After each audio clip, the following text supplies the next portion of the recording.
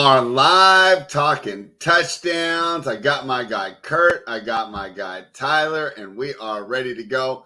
Sorry for the late start, but we'll make it up to you by bringing the winners. Get this out of the way. Hit the thumbs up. Kurt, how you doing today? Good. This freaking Vucevic really screwed us again last night, didn't he? Yeah, Vucevic was a no-show. How about Boston? Jaylen Brown can't make free throws. They lose the game. I don't want to talk about it, bro.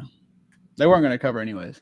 I don't want to talk about it. I know. I just needed the W at that point. I needed Tatum 30 and a W. Tatum had the 30. They just couldn't win the game. Don't you go into hater mode when you're not going to cover and just be like, I want them to lose outright. Yeah, just lose the Not game. me, I wanted to win, but I was just like. That's your team, yeah. Yeah. All right. Well, before we get started, we got to go over a question we went on the Wishbone pod last night. We're talking about road tripping. Are you guys going to be traveling together to the Kentucky event? I want to meet in Morgantown because he has to go through Morgantown, correct? Yeah, I'm pretty sure. That would be the absolute nuts for me because I just hate driving so much. Honestly. Yeah, we'll probably do that. So the question was, who at RPS would you want a road trip with? Spoiler alert, I said, hey, if you want to have fun, you take Kurt.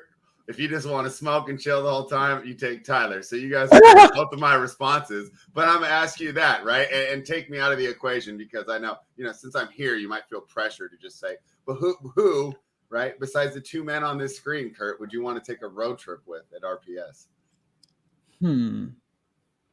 It's a tough question, huh? That is a tough question. I was just saying, if you roll with Kurt, you're gonna have like different girls in your car after every single time you stop. Tinder, bro. I'll just be on Tinder going through towns and just be like, maybe we're gonna be on the highway and he's gonna just be ripping that fucking Tinder app. Yeah, I mean, it works sometimes. You never know. So it's like my midway point is JMU when I drive home. So hey, whatever happens. I'm kind of biased because like some of the people I talk to every single day. So like Rubio and Steve, I talk to every day. But like, I don't know, maybe it'd be different if I was just talking to like JSU every day, Hoop every day. My guy AP, I do talk to AP every day. And AP can drink, man. So can Steve. The better question is who would you pick to like do a drinking competition with? And man, AP and Steve, that's a dream team right there. They will drink. Yeah, Boynton got some love in this one too. Tyler, who would you choose? I mean, I don't want to interrupt, but there's a reason why everyone invites like Steve. Like if Steve doesn't qualify for a certain thing, or maybe it's not something he chases, but there's a reason people invite Steve to the finals and stuff. He's a good freaking time. The guy can drink anyone under the table. Okay, go Tyler. I'm sorry. Yeah, I mean, definitely love Steve, but I'm not big on it. I don't drink, so the drinking aspect I don't drink either.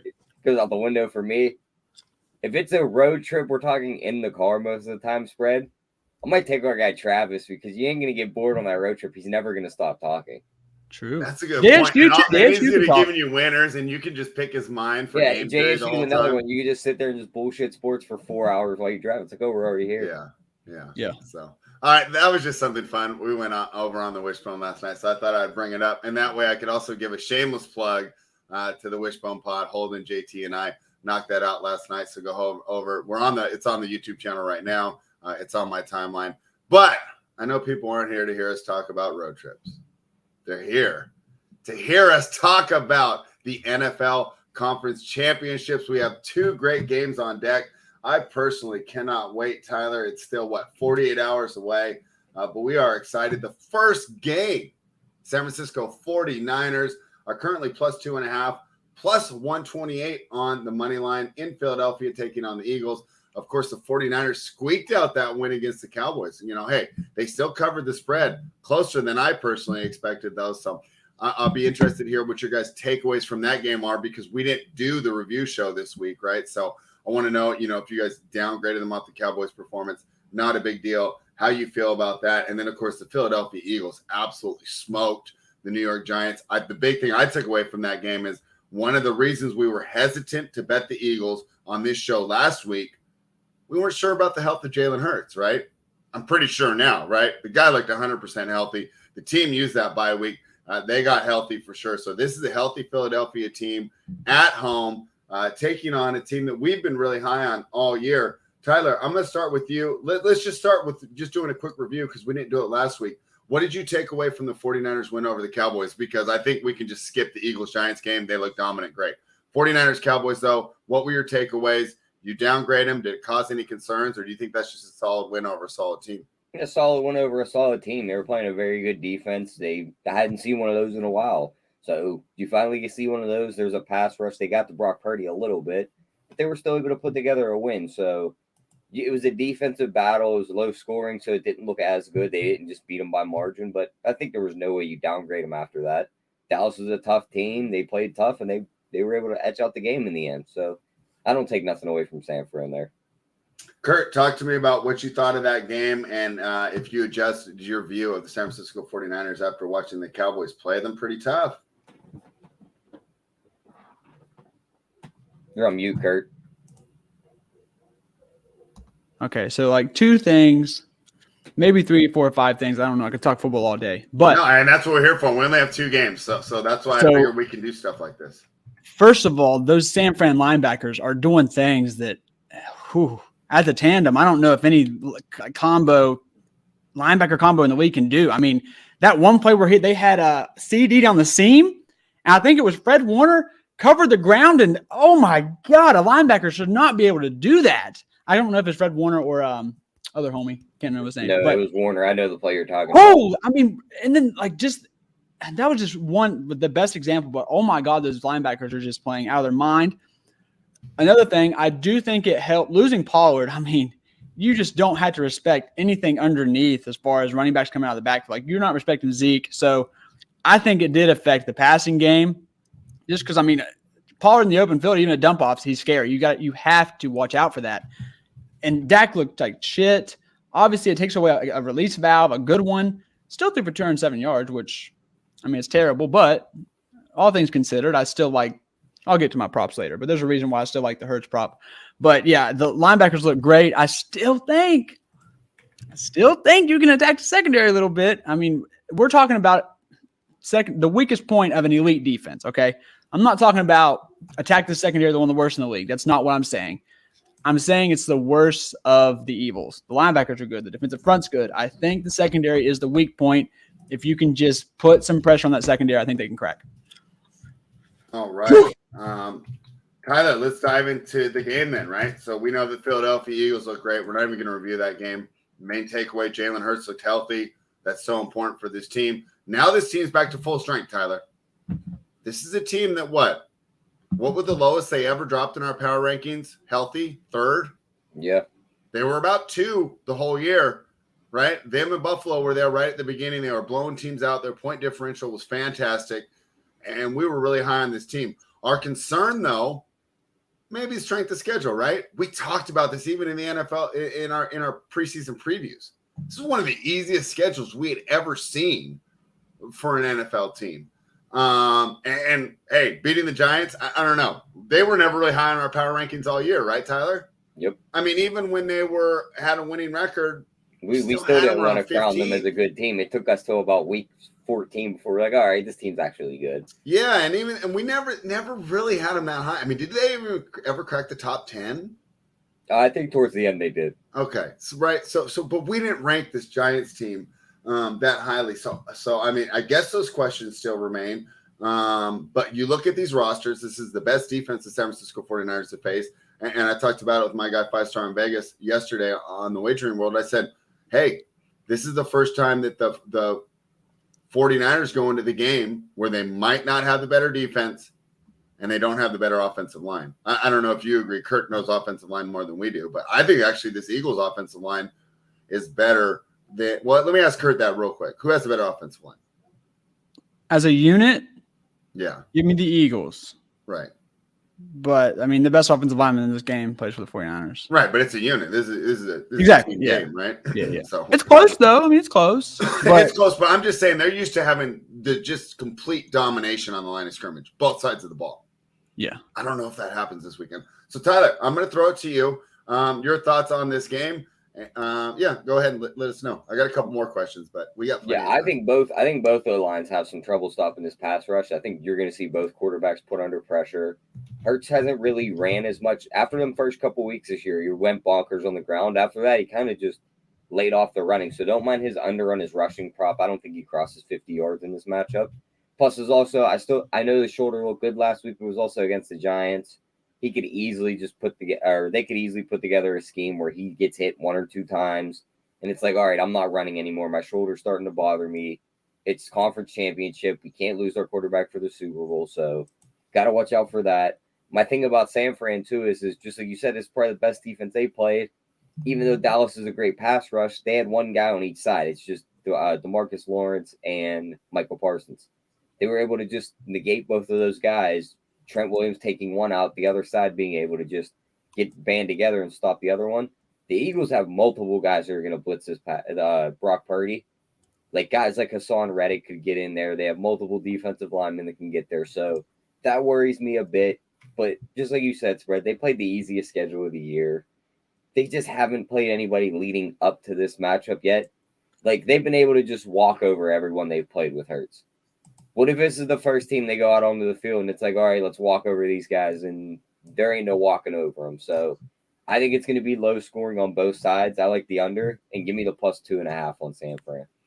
I think wow, so you're taking the Niners. And okay, so that leads to my next question. I just wasn't sure if we were going to get there. +2.5. Why wouldn't you just take the money line? So +2.5, right? Laying the normal juice, or you're about +128 on the money line. Sorry, someone asked a question. Oh, okay. Yeah. I didn't mean to mess up your thought process. No, but just my question is, Tyler, why are you taking the points and not the money line here? I just think it could be a 1-point game. I think it's going to be a very close game. They could win it by 1. So I'm going to take the 2.5, and I don't mind teasing them up, getting them up to 8.5. Okay, yeah, and that's obviously a pretty juicy teaser spot. But I talked about it on the Wishbone last night. I think of the 4 teams, because we were talking about building the lineups.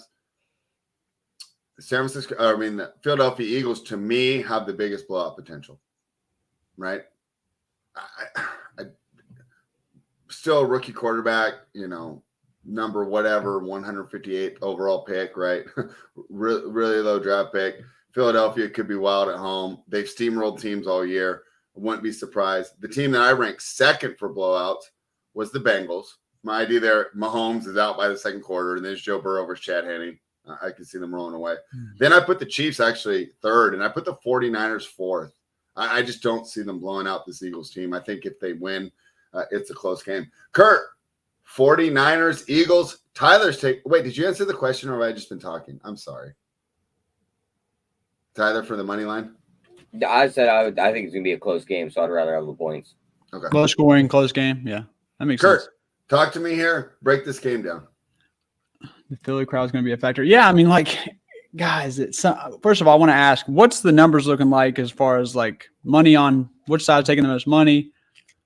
That shit. What's all that looking like? I don't know how to find that shit. Right now, I'll pull it up real quick. Break it down, and I'll give it to you by the end of your breakdown. Look, okay. So I agree the Eagles have had an easy-ass schedule. Sirianni's a douchebag, but say what you want, but that guy can get people motivated. They've let their foot off the gas, and they've took it easy, but every game they've came out ready to go, foaming at the mouth. So I do not think they're going to underestimate these 49ers. And if anything, I think that when the 49ers punch back, I think they're going to wake up a sleeping bear, and I think they're just going to get full 4 quarters of Eagles football. We've seen 3. I don't think we've seen 4. They've bought the gas, but it's because no one's really punched back. And when these 49ers punch back, I think it's personally going to piss them off, especially their character. Just Jalen Hurts to the bone, Brown the same way. The whole defense too. Oh God, Brandon Graham, holy moly, I love that guy. He is a freaking dog. That whole team, bro. And then you being in Philly, how can you take a rookie quarterback with this defense in this environment? I know Shanahan's great. Purdy's been so calm and collected, but could you not see that he is a douchebag for sure? But he's your douchebag. I like that. Mark. He really is. Sirianni, when he was yelling at the Colts crowd, he's a douchebag, but he gets them motivated, man. The crowd's going to play a factor. I think this could be the first. We almost saw it at home. That first quarter, not the Dallas game, but the one before that, Seattle game, Purdy was a little shook in his first playoff game. Okay, now, how about an NFC Championship on the line in Philly against a way better defense in Seattle and a way better defense than – I'm sorry, not way better, but a better defense than Dallas. I think that we might see the kid shaken up a little bit. I do agree it's going to be low scoring and stuff like that, but I still think the offensive firepower on the Eagles, actually, with Hurts, the advantage having Hurts over Purdy will be the difference maker. And I agree with everything Tyler said about the running thing, which is why I like over 247 passing yards for Hurts. I think they're going to try to keep him in the pocket. I think they're going to do a good job of that. But I think he's actually going to surprise us with some of the end of the pocket throws from him. I think Sirianni will design some plays to make it a little bit easier on him. So I do like the over 247. I mean, we saw Dak, who I'm sorry, but I think I'm taking Hurts over Dak by a landslide now. And I think they're really going to attack these guys. I mean, come on. Yeah, it's so bad. But I like the matchups on the outside for Brown. I like him for Devontae, Dallas G spot. I mean, man, it's really hard for me to get on a rookie quarterback in Philly against this defense. Kurt, I'm going to pep you with some of the questions I gave JTA. He's on the wishbone last night. Going into my narrative that Philly is the most likely blowout potential. Okay, so I'm building a lineup, right? Shit, yeah. Can you play Hurts, Devontae, and A.J. Brown, or is that, Have you not – I think we were talking about this early on when they were on Showdown, but it's not – it's usually – one or the other as far as AJ and Devontae go. So, okay, going with that, money's not going to matter. I made like 5 or 6 different builds last night. I never got down to zero. I always had money on the table. They're 200 apart. Who would you rather have? Because money doesn't matter. Well, maybe for your builds, but I'm actually going AJ, but since that week 1 blow-up game for Brown, it's actually Devontae's seen the most targets and stuff, but most of their matchups, it's just where most of their games, like it's where the matchup is. And Devontae has the more favorable matchup over the field. I think it's on the outside this time. And I do think Jalen Hurts will make those throws on the outside, which is probably a shocker to some people. So I think it's going to be an A.J. Brown game, even though, since that week, if you take that week 1 away, Devontae's just crushing him in targets and everything. But I think this is an A.J. Brown game. I think he sticks his dick on the table. I'm going A.J. Brown, props, everything like that. And I'm taking him over Devontae. It's just that middle of the field, man. They got that on lockdown. I mean, the point is, if they're going to cover like that, those linebackers again, then Devontae, it's going to be rough out here through the middle for him. JT also talked me off of Eagles running backs. Did you agree with his take that, hey, those are not the running backs you want to target this week? I mean, you're just playing roulette. First of all, it's a bad matchup.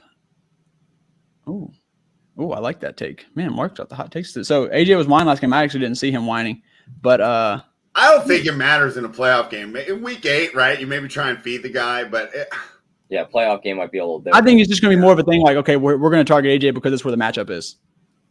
But the running backs Eagles running backs, Miles Sanders, Boston Scott.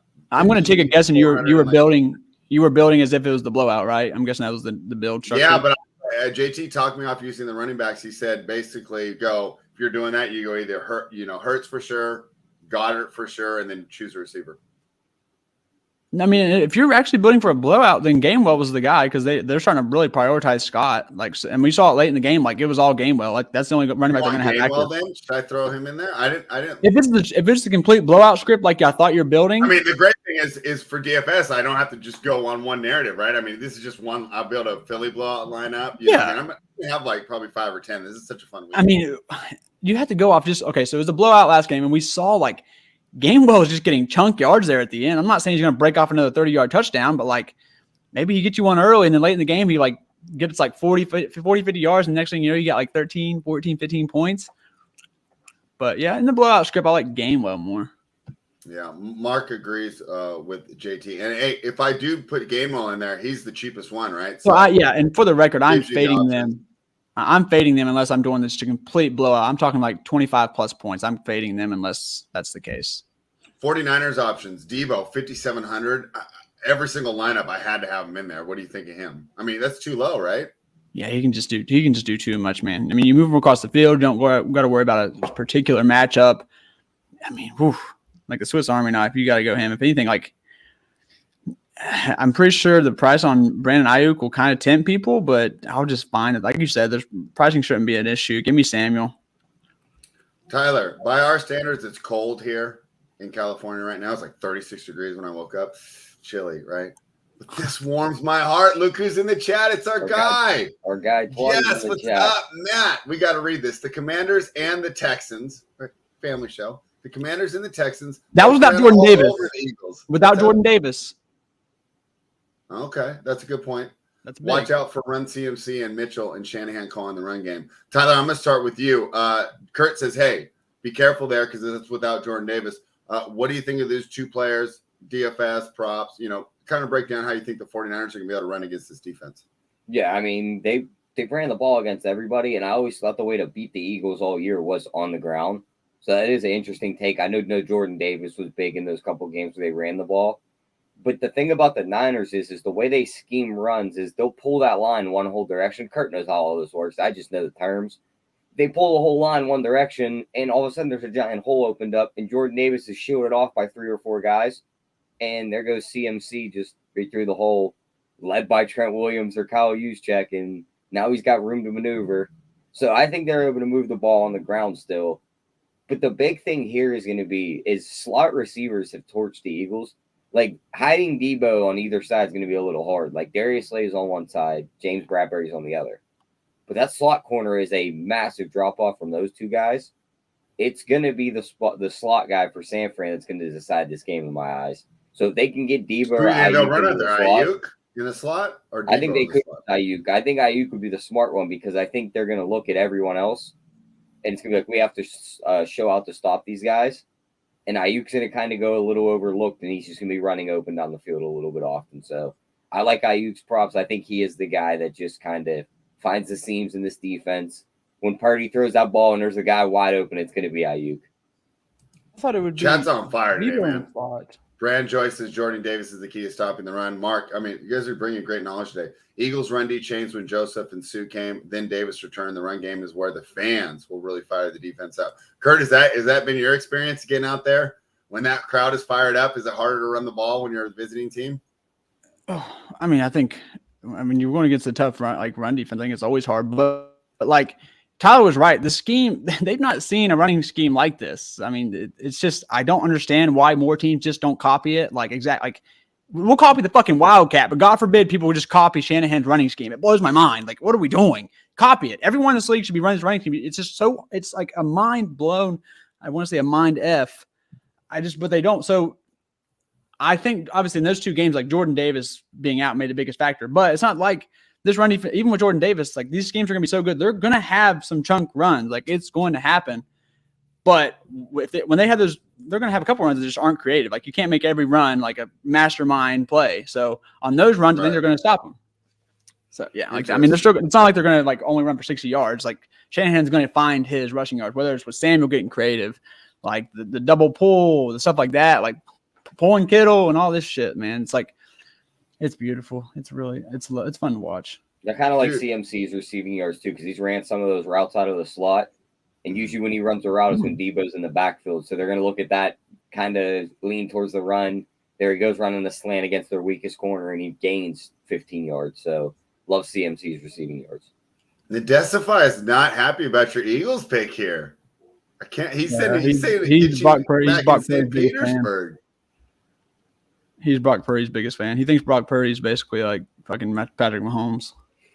Shout out Nades in the NHL show again, picking winners again. I know. I was gonna say he kind of has the carte blanche to say whatever he wants in the chat right now. So he keeps building our bankroll with that NHL show. Still watch 1 minute of hockey, but thank you for that. Anyone who has the balls to take a rookie quarterback in Philly can dunk on me all they want after the win. I'll gladly take it. I'll pull my pants down, bend over. No homo. Not there's anything wrong with that. Shout out Seinfeld. Let's kind of go off the theme that we're discussing right now, and that's the ability of both teams to run the ball. If both teams can, I don't think the Eagles will be able to run the ball. You don't think so? No, not unless it's with Hurts. Yeah, I don't think so either. But Hurts, it's a big part of the running game. There's a pretty good chance, right? He's one of those guys you can't scheme for, right? How do you scheme? Because even if you have a linebacker there, he's faster and he's just as strong.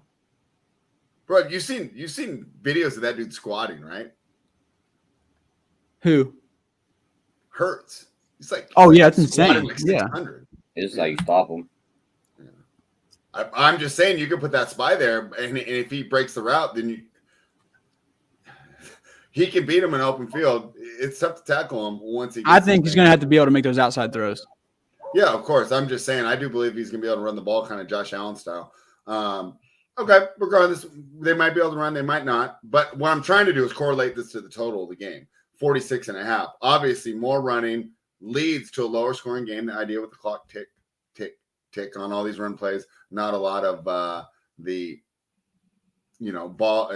clock being stopped with incomplete passes. So, Tyler, we'll start with you. Your thoughts on the total. I just threw the projections up on the playbook right now. I have this game slightly going over, but my brain tells me it's an under game. What do you think? Yeah, I think it's low scoring. I like the under. I guess it's going to be a 20-17 game, somewhere in there. All right. Kurt, your thoughts on the total? High scoring game, low scoring game? Leaning towards the under, but I still like the Hurts over passing prop. I know that sounds ass backwards, but I'm actually not going to bet the under because I can't. It makes sense. I don't think that these props are always correlated to the score, like we expect. Not always. I don't think so. But people sometimes will be up in rage, like, "Why are you taking the over on passing?" Like, I don't know, because it fucking hits sometimes. Like, what do you want me to do here? All right. So let's see. Tyler, have you given out props for this game yet? Yeah, I have. Say them one more time, because your host is CMC receiving prop. I like the Ayuk to get in the end zone. I like. What were the other ones we talked about? I like the AJ Brown prop, and then I'll let Kurt give out his. Kurt, what props are you looking at? Last week, did you see how we lost the Jaguars guys over 5.5 yards receiving prop? Jamal Agnew, you know how we lost it? 5? He caught it on 5 and then fumbled and lost him the game. Hey, if you're gonna lose a bet, man, you might as well lose it like that. He caught it and he literally gave the game away. Fighting for the extra yard for us. He wasn't doing it for the Jags. He was fighting for that extra yard for our over 5.5 bet, and it cost him the game because he fumbled. That happened. So what props are we looking to lose in spectacular fashion this week, Kurt? Well, I just pulled it up, and I don't. Seems really trapping. I would ask Tyler about this, but the reason why I brought that up was Miles Sanders over 5.5 receiving yards is plus 112. That's got to be because they just assume Scott comes in, takes all that, and he's a third down back. But like, I mean, if they're going to be spying Hurts like we think they are, there's going to be a release valve somewhere, and Sanders plays 6% of the snaps, so over 5.5 yards. Tyler, is that trappy? What's I don't understand here. Sanders over 5.5 yards receiving. Doesn't he not really catch passes though? He doesn't. He's not the third down back, but like if they're going to spy Hurts and contain Hurts, that's got to open up something. And he plays 60% of the snaps.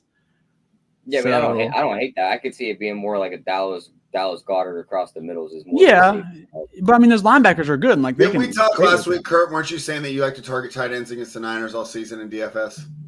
Again, no, I target tight ends against Seattle. That's probably what. Oh, Seattle. That's what. And Jags. Excuse me. Okay, excuse me.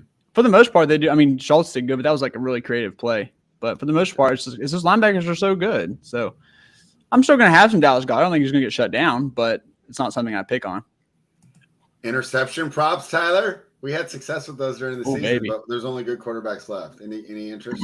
No, I'm not betting Brock Purdy's interception. I mean, they got him in a scheme where he's to throw the ball to one or two places every play.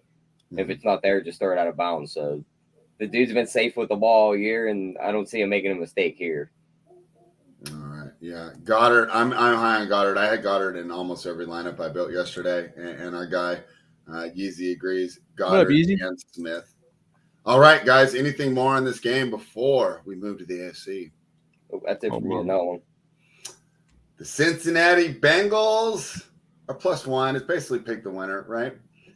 Kansas City Chiefs at home. The total's 48 plus 105 on the money line. If you do like the Bengals, spoiler alert, I do, but I'm going to throw it over to the panel. Tyler, of course, the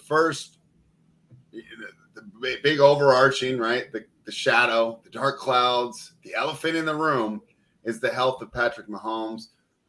We've heard varying reports coming out of here. The idea is that he's going to play. Holden assured me he's not going to be 100%. The question is, with all these drugs, is it going to matter? What are your thoughts on this game, the Chiefs and Patrick Mahomes? Yeah, I mean, it's tough to back the Chiefs when not knowing Mahomes' ankle health. I know he looked fine walking out of the presser, but it's different walking off the podium and then running around on a football field where you're actually going to get hit. So interested to see how his leg looks. Pre-game wise, if I had to bet this, give me the Bengals. Just because I'm not going to bet on a quarterback. I don't know his health. And he's the main key part of that team. If he's out there and he looks great, though, maybe a live bet on the Chiefs. So this Bengals team has been playing great. They might be the best team in football the more I look at it. They have the good defense. Their offense is stacked. Even with the offensive line falling apart, Burrow just throws the ball so fast. So, yeah, small lean to the Bengals, but just keep an eye on Mahomes' health. Maybe a live bet on the Chiefs if he looks good. Here's my idea. I like the Bengals even if Mahomes was 100% healthy. So I figure I'm just kind of free rolling with the injury. If you're going to give me a fully healthy Mahomes after a week of hearing about how Burrow's beat him 3 times, and this is called Burrowhead now. That dude's 100%. He blasts this team. Okay. All right. So we're differing there. Kurt, your thoughts? Bengals, Chiefs, Mahomes. You played on a sprained ankle before, Kurt? Yeah. It just depends. I mean, I don't know, man. Sometimes they can heal amazingly fast. I had one last year playing basketball. I heard the crunch and everything. It looked gross. I was back to playing basketball. Like, I mean, this is obviously not professional sports, but like I was back on the court the next week. Fine. I was a little scared that I'd freaking roll it again, but it was fine. So sometimes those ankles, not to mention the treatment they're getting, and he looked good to me. So I think he's actually fine. And I think I'm going to be on my boy AP's side here. It hurts because I don't know. I always like the Bengals and they just keep like crushing, but man, it just feels like this is going to be the time that KC gets them. I wish I had, and I also think my view would change if the Bengals were able to get one of those offensive linemen back. Bill Callahan's son, I found this out today. So I was giving props to the offensive line coach credit for the Bengals. And I found that he was from the Bill Callahan coaching tree. Bill Callahan, if you don't know, he's one of the greatest offensive lineman coaches that there's ever been. Definitely at least top 4. His son is the offensive coordinator for the Bengals. So obviously not too surprised they were able to put a band of misfits together and win a playoff game in Buffalo against that shitty-ass pass rush. Now, if they're pulling out the same guys, I'm not sure if they'll be able to do it 2 weeks in a row. I hate to count against them, but it's just a lot more tougher to do, especially in Arrowhead. Tough to get communication and stuff. I know Buffalo's loud too, but back-to-back weeks, you can usually game plan. But, man, I don't think they're going to hold up again if they have to run them out there again, which is why I'm on a unique prop here. Chris Jones, I'm pretty sure, has still not had his first career playoff sack, has he? Nope. He didn't get that last week, did he? Yes, I've never bet. I usually don't bet the sack props. I think I'd bet Parsons. I think they're the most fun now. Like if you just want to degen and just have a fun. One of my biggest bets I've ever hit was in the Super Bowl. I bet every defensive lineman for the Bucs to get one. They all got one. And I think really. Yeah, I bet someone to get 2, and it was just like, oh my god, printing. But I'm going to bet Chris Jones on FanDuel 2 recorded sack. Yes, minus 122 is a little unique bet that I really like this week. That's fun. Okay. And you can also get Frank Clark at plus 134. I think I'm going to treat this exactly how I did that Bucs Kansas City game, but instead it's Kansas City going against the Bengals. I'm going to take all these guys to get a sack. All right, Tyler. So talk to me. I know you're a little hesitant to get involved with this game pre-game because of this. First of all, talk to me about your live betting strategy, what you're looking for, how soon you're looking to get in, and then we're going to go over player props. But let's talk about, you said you'd rather bet this one live. What are you going to be looking for at the beginning of this game that's going to tilt you to one side or the other? And is there anything that you could possibly see to get you to join me on the Big Cats, the Cincinnati Bengals? Yeah, Mahomes' health is the only thing that's deciding my live bet. I don't want to bet this game, and then I'm watching him limp up and down the field on the first drive. I'm not investing money on a quarterback with that big of a question mark around them. So that's my biggest thing about live betting. If I watch him go up and down the field 1 or 2 drives and the guy looks fine, I'll probably jump on the Chiefs. So that's the only thing I need to see live betting is his health. Okay, so I also, unfortunately, is going to restrict you get player props live, so I guess it doesn't matter. But, obviously not all of us do. I'm out in California. They don't put those up. I'm on offshore accounts, Bet Online, Bookmaker. Now, for these special games, they might have them. I know Bovada has them, but they don't deal near the same numbers. So help us out, Tyler. Maybe some props that you're looking at, even though, I know we have that uncertainty on the Kansas City side, but we can still have a pretty good idea of what we're going to get from Cincinnati. Props that you're looking at for this game, Tyler. Yeah, I mean, the way the Bengals beat the Chiefs last time was to rush 3 and drop everyone else in coverage. But in those 3 games, also the Chiefs average like 8 yards a carry. Pacheco's rushing yards are 48.5. The dude, like, if there's a pathway to winning this game, he's going to be involved. He's going to crush that number. So I like that over 48.5. I like his touchdown.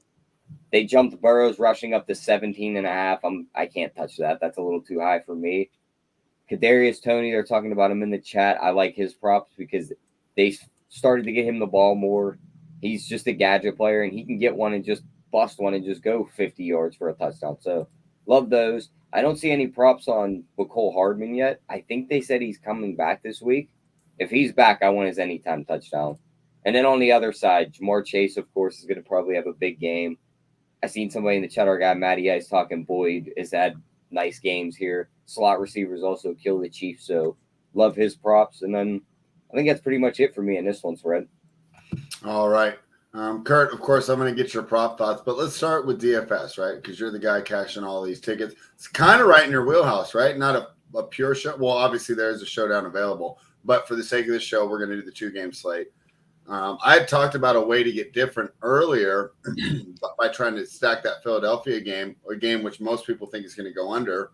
Well, actually, let me go to Tyler first. Do you think this game goes over, Tyler? Because that kind of correlates here with the DFS. No, I lean under in both games. You like the under. Kurt, what's your lean on the total, and how does the totals affect how you're approaching your lineup build?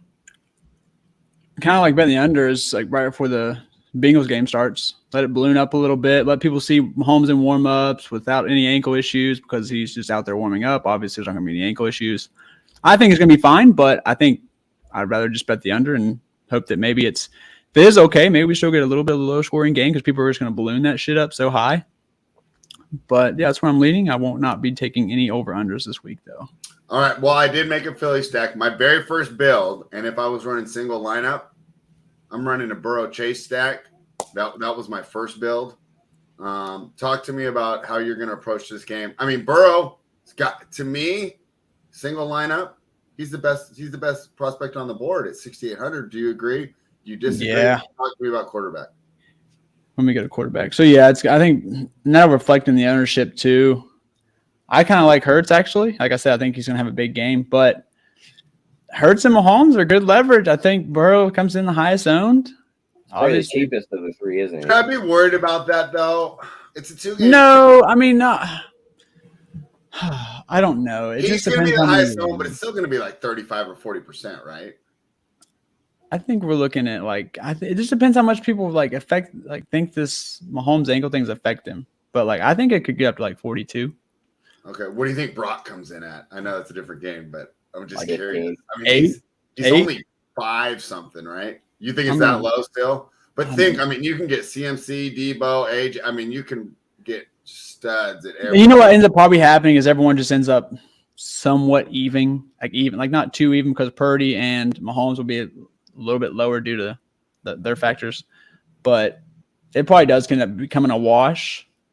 I don't know. I like giving contrarian plays. Come on, guys. You know me.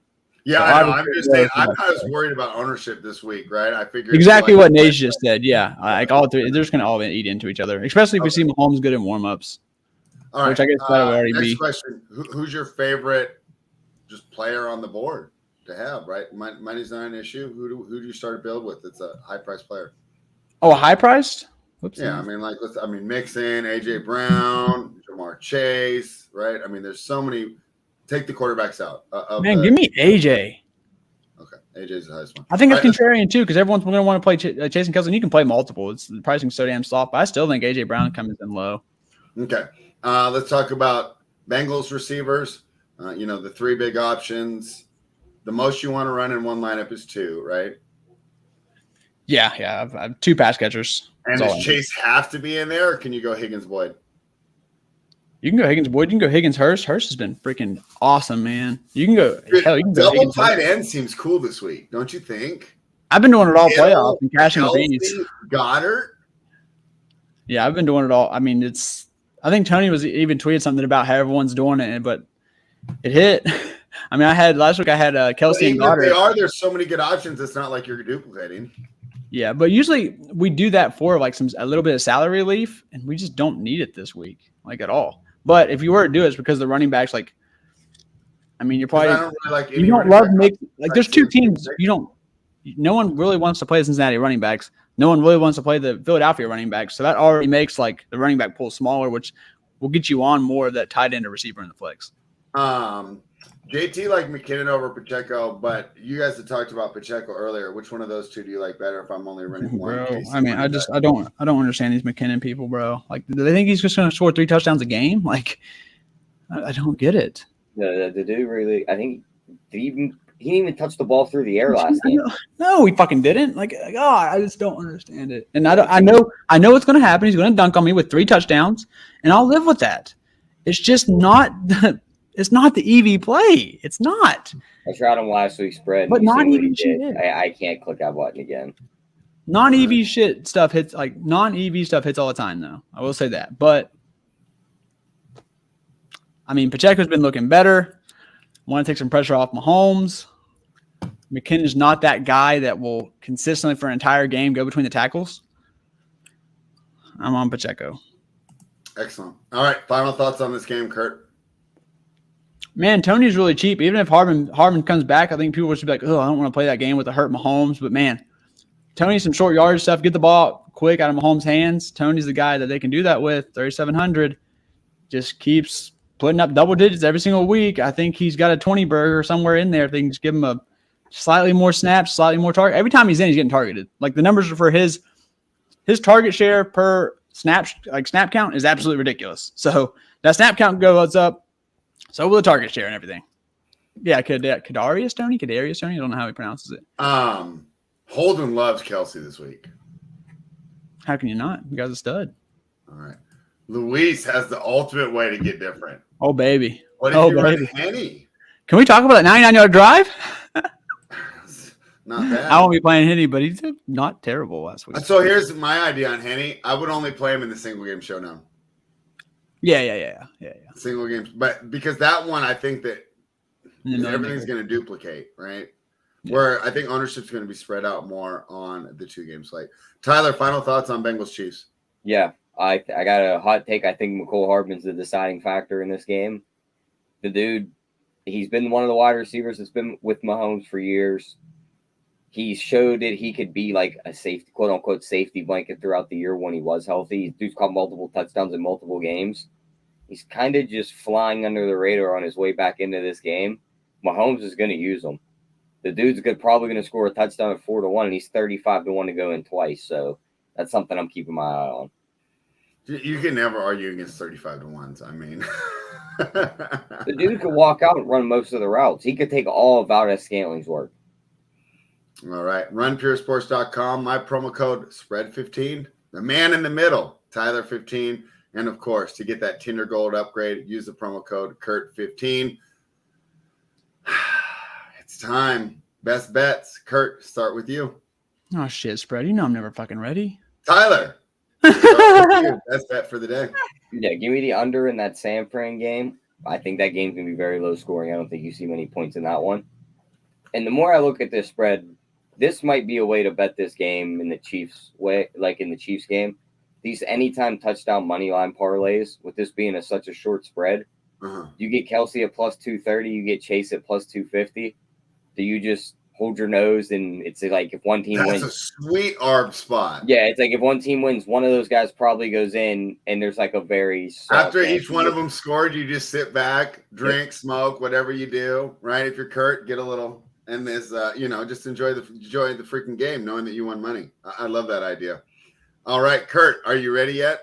So I've talked about what I liked like throughout the show, like AJ Brown over, Kadarius Toney over, and even actually I think I'm going to commit to the Miles Sanders over 5.5 receiving yards, which feels weird, but I don't know. I feel like that to do the spy stuff, something will be available. I like Hurts over 247, but I'm actually just going to do a parlay for mine, and Tyler just brought it up. But I want a big payout, man. I play for keeps, so I'm trying to find the last. The first one's going to be Kadarius Toney to score, Chiefs to win. And then I want A.J. Brown, Philadelphia to win. Parlay that. We got almost 21-1 odds. A.J. Brown to score, Kansas City. I'm sorry. A.J. Brown to score, Eagles to win. Kadarius Toney to score, Kansas City to win.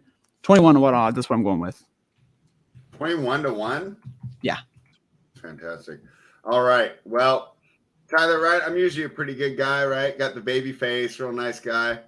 But for all the people that I work with, all the people I hang out with, I got to make the heel turn this week. I'm wearing the Raiders, right? The silver and black, the villains. I'm going to do it. I'm going to take the Philadelphia Eagles. I'm going to lay the 2.5 here. I think there's a good chance that they blow this team out. And I don't want this to be a referendum on Brock Purdy, like, oh, he sucks. You got to get rid of him if this excellent defense slows him down. But this is by far the best defense that he's faced, by far the toughest environment that he's played in. And I know that Shanahan's going to do his best, but when you got those defensive linemen rearing down upon you, the Eagles have a chance to win the line of scrimmage on both sides of the ball. You know, I'm a big line of scrimmage guy, and I just feel that the Eagles, it's their time to shine. Let's see, but it turns out, hey, we just beat a bunch of scrubs, right? Like a lot of those boxers do, and before their first title matches, that could be the case, but I'm not there. I'm going to take the Eagles minus 2.5. Tyler, any final thoughts for you? Second to last talking touchdowns of the year, man. Yeah, I mean, I think one thing, the year went by fast. I mean, I swear we banged out these shows pretty quick, and all of a sudden the playoffs were here, and now we're almost done with this. So let's just make some money. I know. Didn't it feel like it just yesterday when we were doing the NFL previews and fading the Jets and Giants on every single schedule? Let's just make some money in these last 2 weeks, then we'll go into the off season.